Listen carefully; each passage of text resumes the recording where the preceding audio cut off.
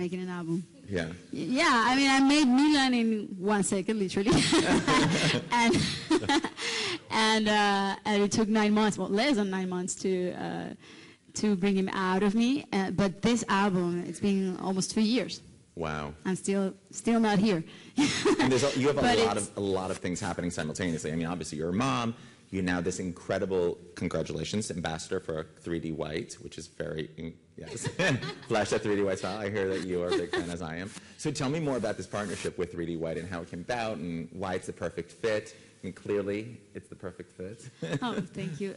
You know, I'm really excited about this partnership, especially because I think that the whole campaign is so unique, you know, promoting a smile.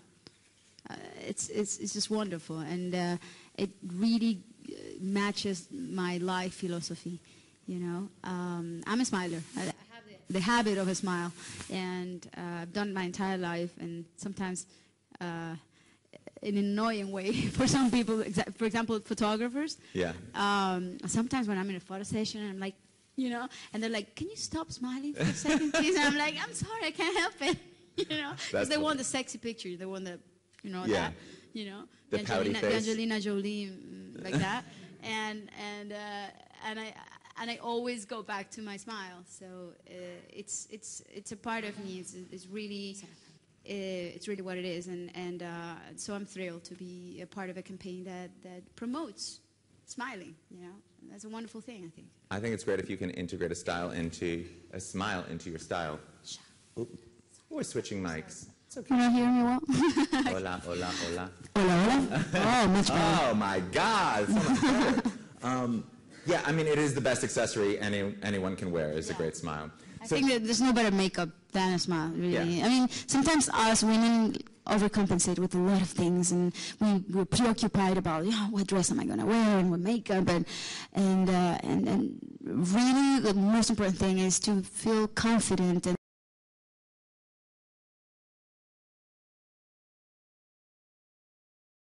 and to project that confidence, because there's nothing sexier than that, than trusting yourself, you know, and also when you have an open smile, an uninhibited smile, I think that you are somehow showing the world that you have nothing to hide, that you're just being genuine, you're being yourself. And I think that's sexy and that's nice, and people like that. And it makes you secure. I mean, although there have been times, I have to tell you, when I'm smiling walking down the street and I think, people must think I'm crazy.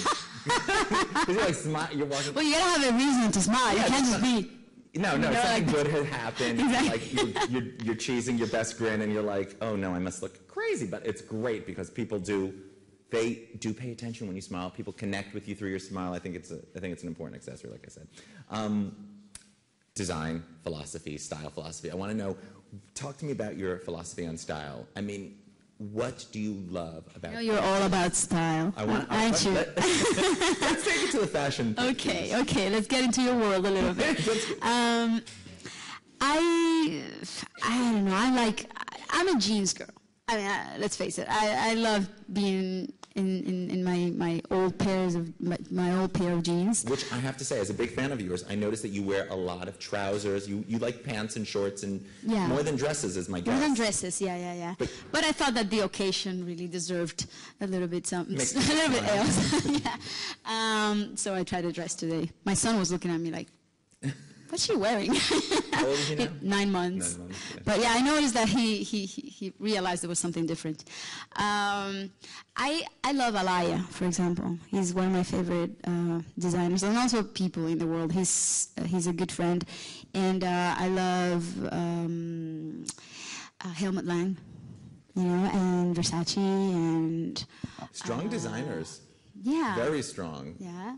So, what's your go-to article of clothing in the closet? You said jeans, but is there something that you have found to be... My Helmut Lang t-shirts. No matter what? Yeah, no matter what. They're always, they're like, you know, faithful dog. You know, something that's always there and you can rely on. My Helmut Lang t-shirts. I'm so close to you, and I'm looking at you thinking, I've always thought you were a striking beauty, but... Do you have a beauty secret that you don't mind sharing, other than genetic predisposition to beauty? Do you have a beauty secret that any of us can borrow? You know, I discovered that vitamin C does wonders, you know, so I apply vitamin C every morning. Topically. Before I put my makeup on, or even if I don't put any makeup on, I put my vitamin C on. I would assume that cool. Having met as... But I keep it simple, you know? It's so important. Yeah. It's not a... Just keep it clean and simple. So has there been great beauty advice that you've been given along the way, and who gave you that advice? Wear sunscreen. That's the best advice, yeah. Yeah, I don't fry under the sun. No. There's no way. I think the sun does too much damage. I mean, it's too... Yeah, it gives you a cool look, you know, you look like you're on vacation all the time, but at the end of the day, it just lasts, a week, a good time, and then you have to live with the damage that the sun does to your skin. So yeah. I don't do it much, but, you know, just a limited amount. A little sun kiss? Yeah, a little sun kiss. A sun kiss. Here and so there. Talk to me also, one of the things that I think is absolutely fabulous that you started is the Barefoot Foundation. Tell me about the Barefoot Foundation. The Barefoot Foundation is a foundation that I founded when I was 18 years old. And I've been focusing exclusively on education, on promoting education, now early childhood development initiatives, and on building schools and providing access to education, to quality education to all children who live in conditions of extreme poverty and vulnerability in my country. We started in my country, and now we're moving to other places like Haiti, where we are finishing a school for girls. And we also have a project in South Africa. We've created and opened two early childhood development centers in Mexico, and a few others in Argentina as well, 13 new centers in Colombia. And really it's been a fantastic adventure. It's been a happy adventure to work with education and to invest my time and money and effort in education, because you see results immediately, you know, because kids grow so fast. Mm-hmm. So every penny that you invest in education, you see it turn out in concrete results almost immediately or a few years later. But from the moment you start, you see an instant transformation, not only on the kids who receive the education, but also on their families, entire communities. We support 30,000 people and communities that belong to the communities where we have built new schools. So right now we are building our 6th school in Colombia for 1,800 kids, and it's an amazing project, and we're so happy to see that it's arriving to its completion.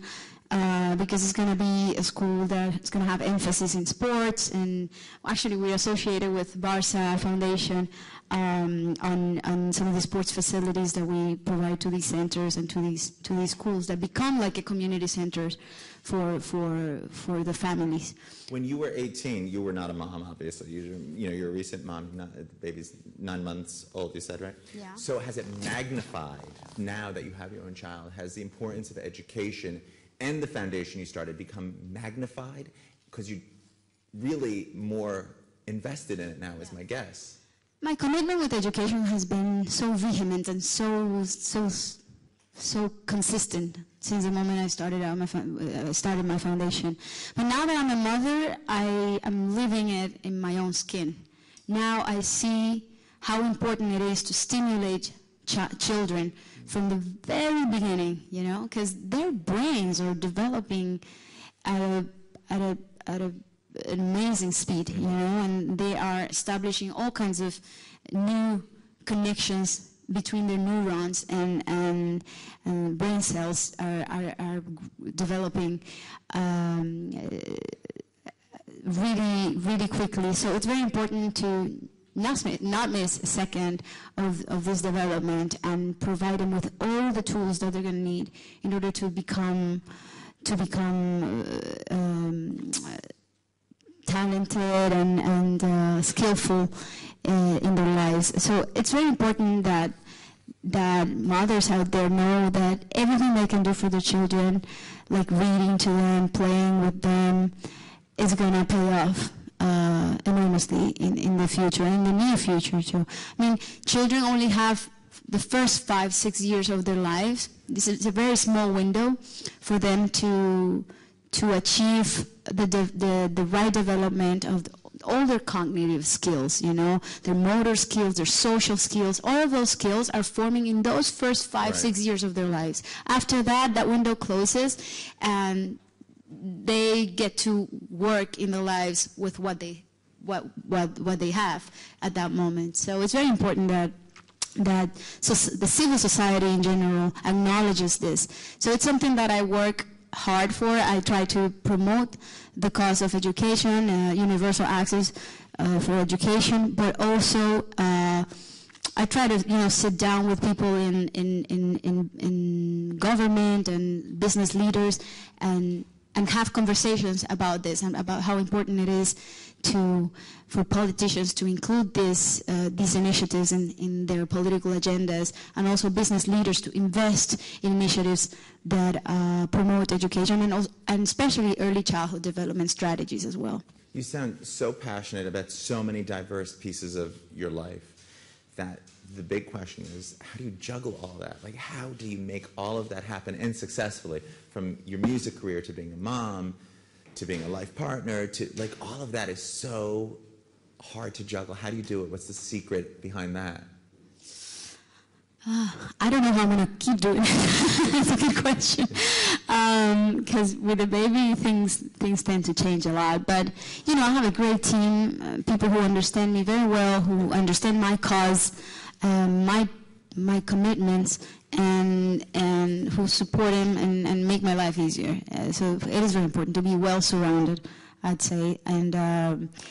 And also, you know, you have to be determined and passionate about what you do, and you learn how to, you know, how to juggle with all the different factors and different variables. But yeah, it's not easy. It's not easy. Sometimes I feel like I have a lot on my plate, but I'm trying to, you know, simplify my life as much as I can. Now I delegate much more. So a lot of people out there think that I'm a control freak, and I used to be. But now I can't. So there's no way. How do you learn that part? How do you learn to start to let go and kind of let go and let God, so to speak, but let people do it when you're a control freak like that? Well, you know, you have no choice. I mean, you do it or you die trying to control the world around you. It's impossible. So, like I said before, I'm really lucky that I have people who know me very well and know my taste and know what I like, and now I can say, you know, can you take a look at this, and can you do this for me, and they take over certain aspects of my life. But I'm really involved with, of course, obviously my music, because I'm a producer and a writer of my own music, but I'm also very involved with all the creative aspects of my videos, and sometimes co-direct my own videos, and you know, I do my own makeup. That I find absolutely fascinating, because I know you guys all. I mean, there's no hairdresser around. I do my hair too. I know. This is one of the incredible things about Shakira, is that this is something that's industry-wide. Everybody knows that you do your own makeup, and I love that about you. That makes you the girl next door to me. Really? Yeah, because it's like, I think that so many celebrities get so caught up in being a celebrity, and that's one of the kind of, you know, privileges of having the fame, is that you can get any of these notable, incredible artists to work with you. But I love that you do it yourself. Why? Because I'm good. I'm cheap. I'm fast. I love that. That is hysterical.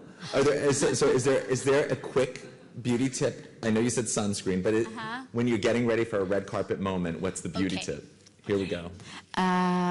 Sometimes if I'm too dehydrated from flying and lack of water, basically, I put vitamin E capsules, you know, those that you get in the pharmacy. Yeah. It's a little vitamin E on the skin. It'll make you glow. That's an amazing little tip. But a tip. It's a little tip. So, and not too much makeup, you know, because sometimes I look at pictures when I was, I don't know, 10 years younger, and I look older in those pictures because I was wearing way too much makeup. Because I was a makeup artist then. That's a good tip. Yeah. That's a really good tip. So talk to me about The Voice. You are a welcome, incredibly loved judge, or what do they call them? Mentor. Coach on The Voice. Everybody like who didn't love you fell in love with you. Everybody who loved you was so happy to see you. Did you enjoy working on The Voice? Oh, yeah, I did. Rumors are that Very you're coming much. back? I am, actually. I already started shooting some of the first episodes for the blinds, and yeah. Is that something you love doing, the mentoring process? Yeah, it's really fun, you know. It's fun to shift the spotlight for a second from you and all the attention that you usually receive as a singer. Just try to move it and put it at the service of another human being for change. Do you get really nervous? Are they like, you can tell like they're about to cut themselves because you're there? Yeah, they do. But also, I don't know, sometimes they're surprisingly brave. I mean, kids these days are tough cookies, you know. They're not as vulnerable as I used to be when I was their age, you know. Sometimes, I don't know, I think that this new globalized world has helped tons for that to happen, you know. People are much more confident. They believe in their own opinions and what they have to offer, and I think that's great. And that also has a lot to do with the democratization of information. I think in a way we all have now access to so much information that generations from the past were denied of, you know, and that changes your whole way, your whole demeanor of going through life. So when you were emerging as talent in the music industry, did you know you were talented, and did you believe that you could achieve what you have achieved? I had the intuition, I had the feeling I was talented, but my mom confirmed it to me, and my dad, you know. And I was actually reflecting about that recently, because I often, now that I'm a mom, I often ask myself those questions. How am I going to discover the talents that my son has, and how am I going to encourage him, you know, to follow his own dreams? And it's a conundrum, and it's a challenge for every parent out there, I think. But if it weren't because of my mom, I think that I would have never made it, because she realized that I was talented. But not only that, she supported me, she believed in me, and she went ahead and helped me build my confidence, you know, my own confidence in myself, which is a vital tool that you need in order to survive any kind of job. So I think that's very important, that parents are connected with their children and what they want to do in life, and support them, whatever it is that they decide to do. Did anybody along the way make you doubt that, even though your parents instilled Yeah, many people. And so how do you overcome those moments? I found so many, I'm sorry I interrupted. No, I love it. I found so many obstacles in my life as an artist, and only a few people really believed as vehemently as my parents. But their trust in me was enough, because a kid believes that their parents are like semi-gods, you know. Yeah. A baby looks at their parents, and he doesn't question the authority of what the parent thinks or says. So that's why it's so important to refer to our kids in positive ways, because that's the opinion that they're forming of themselves. It's based on the opinion that their own parents have of them. And I think that the opinion that my parents had of me really helped me build the little bit of confidence that I have, that has helped me go through life, through this industry at least, you know. So when you meet new talent, emerging talent, and you're mentoring them, what if you don't have the confidence that they have the level of talent required to achieve greatness? How do you counsel them? What do you say to make them feel confident, to not rob them of that moment, but also steer them in the right direction? I mean, you can't say you're zero. No, by talking to them, understanding what their concerns are, what sort of self-image they have, and trying to show them their strengths too. And if they have some kind of weakness, we're trying to, you know, not focus on those weaknesses. I think in the entertainment industry, that's what works. You know, you know your strengths, you milk them.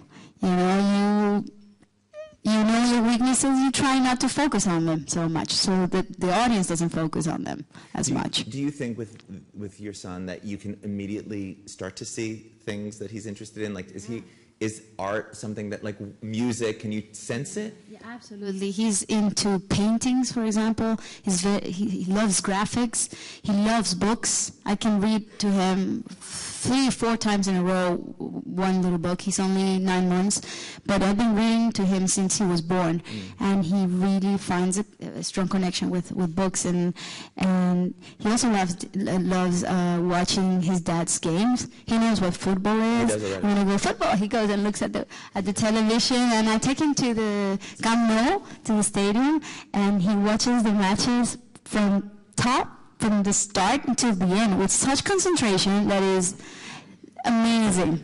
The bad news is that he also dances. Already? Yeah. Does he waka waka? Does he dance well? He dances to anything pretty much.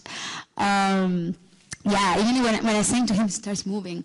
And the other time I caught him moving his hips a little bit, so I'm a little concerned. It's genetic. It can't be taught. We did take some questions from people out in the world, and let's see what they are. The first one is from Alexiani. As a performer, you travel the globe, but is there any place you haven't performed but would like to? That's a great question. Is there any place you haven't? No, I've never been to Indonesia. So I'd like to perform there, yeah. Yeah, I've performed even at the pyramids in Egypt. That was amazing. The craziest, most amazing places in the world I've performed, but never in Indonesia. That would be interesting. Do you ever get nervous when you're out on a big stage and you look across and there's It's not nervousness, it's more adrenaline. I've been nervous, especially when I'm on live TV. Yeah. That makes me nervous because anything can go wrong and there's no way back, and there are no more songs for you to make up for what you did wrong. But so the live TV is nerve-wracking. I live right around the corner from the Barclays Center in Brooklyn. Are you going to come to Brooklyn? Do you know the Barclays Center in Brooklyn, the new Barclays Center? You have to come perform there. That's. Oh, okay. I'm putting down on your list of things to do. Okay, the other question came in Spanish, and we translated it. It's from Mejor Shakira. They want to know, where are you at this moment? That's a big question. Where are you at this moment in your life? Where am I? Well, right now I'm in Barcelona.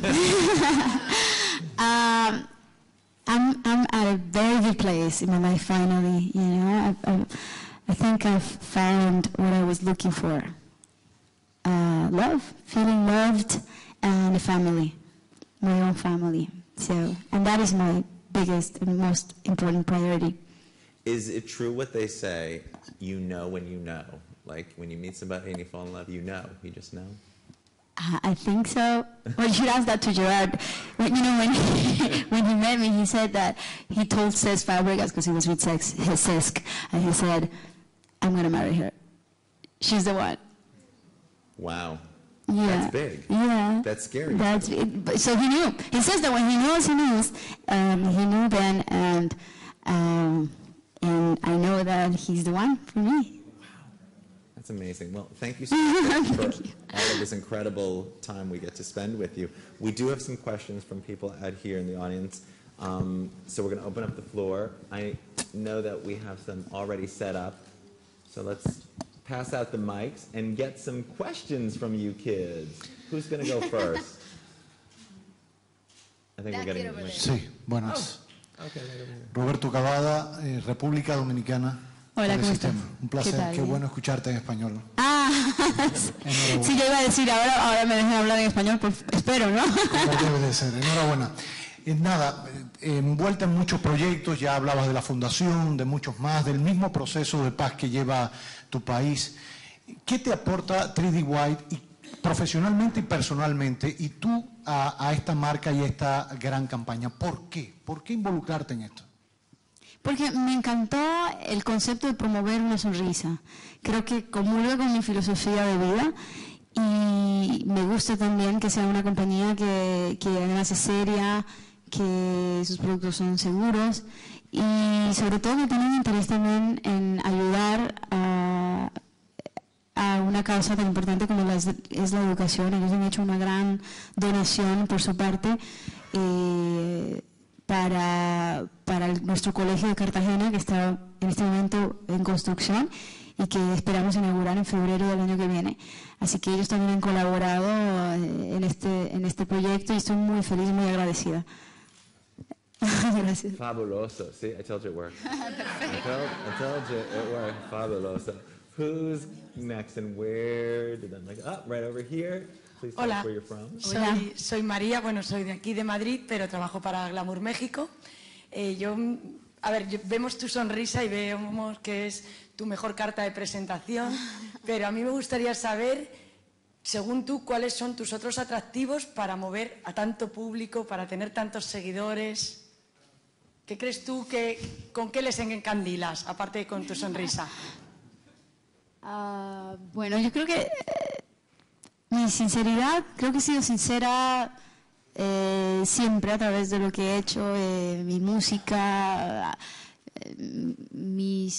la gente que sigue o escucha mi música me conocen bien, saben los principios los principios que me mueven, saben mis límites también y lo que me apasiona y lo que no. Creo que hay una relación con mi público de mucha honestidad y de mucha mutua comprensión también. Y por eso ha durado tantos años. Es como un buen matrimonio.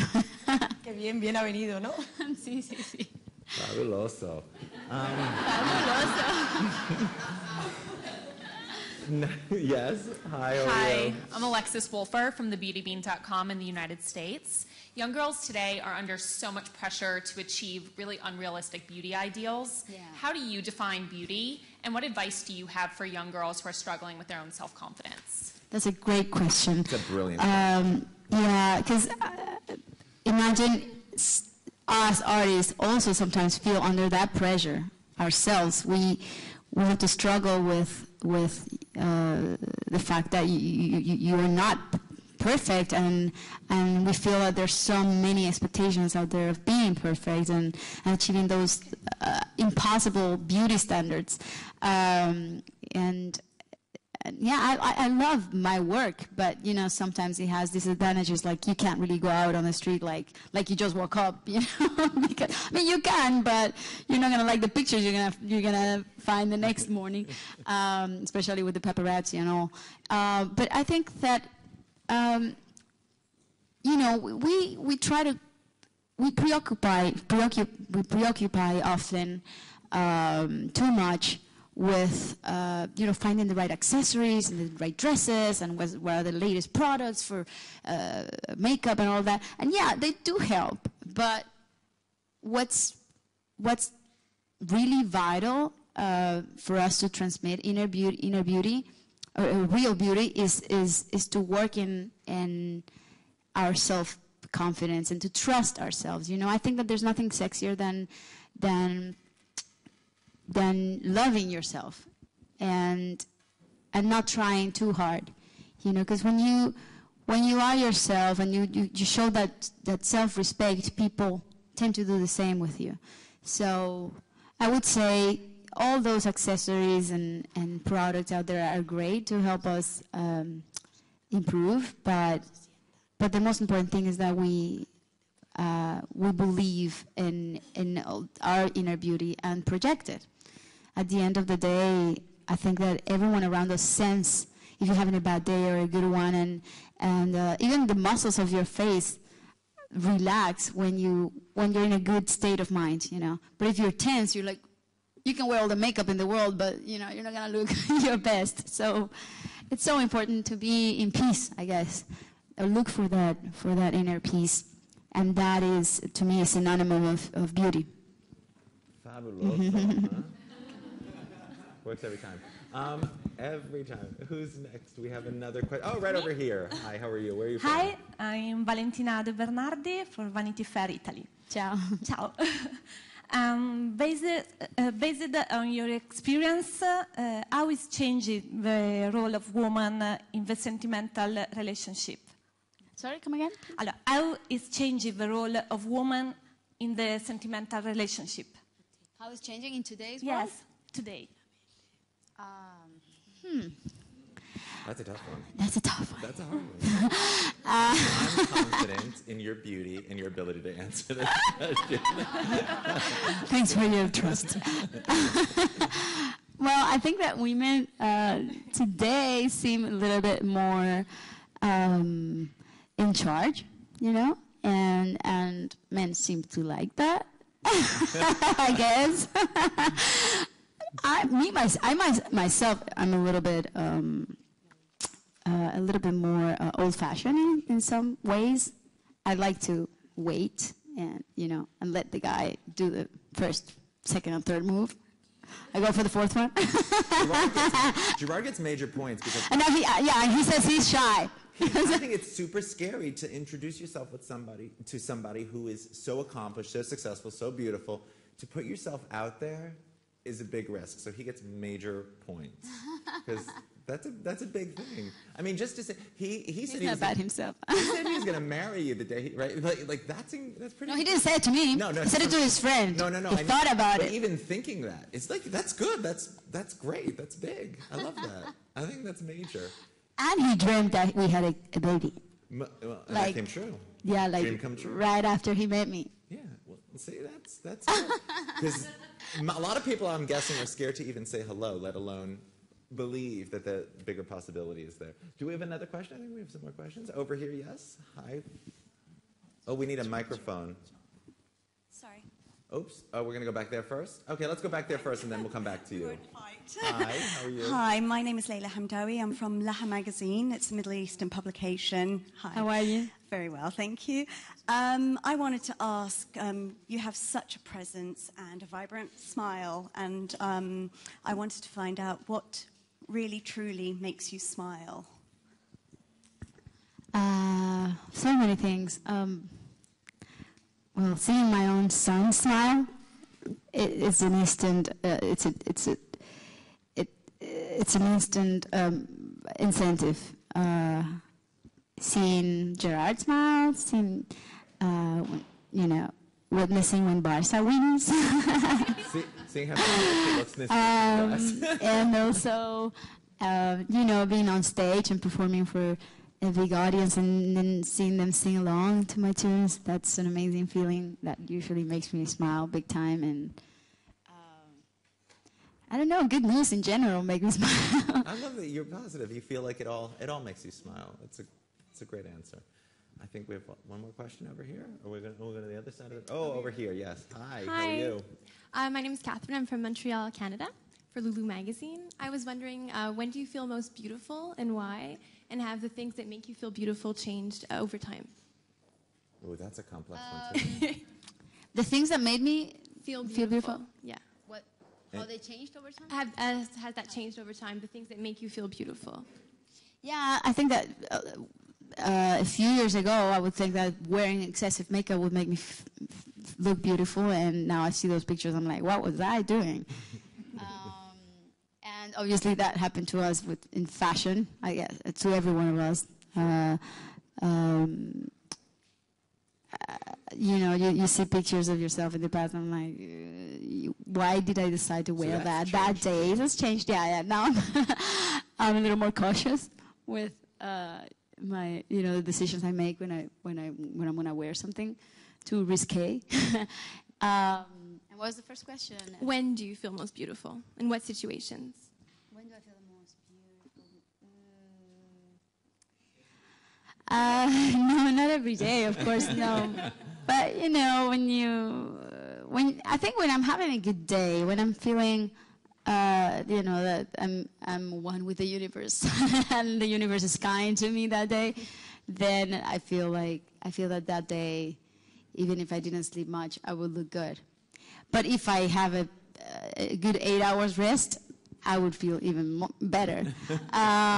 So yeah, I guess it's a state of mind, I think, beauty for each one of us. I think that every person in the world will look nicer and appear more beautiful when they smile and when they're happy, Anybody. I love beauty is a state of mind. I think you're so right. That is so true.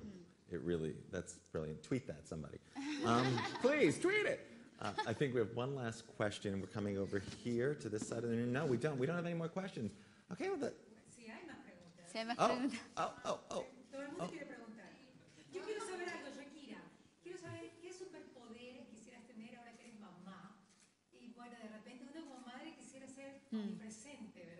Sí, sí, sí. A mí me gustaría que hubieran 35 horas en el día. Días de 24 horas no me alcanzan. Sí.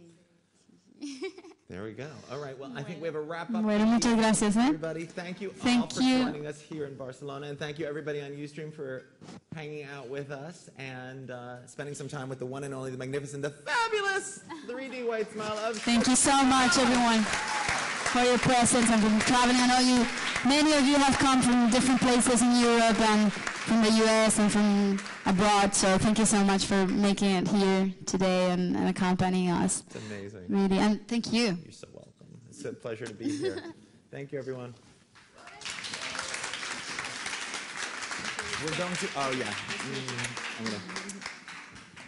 We're going to have dinner together. Thank God we get to eat a little here in Barcelona. So just go on through to the next room and we will meet you guys in there and have a little nosh. Thank you, everyone. That's such a cute dress. What is that, like baby?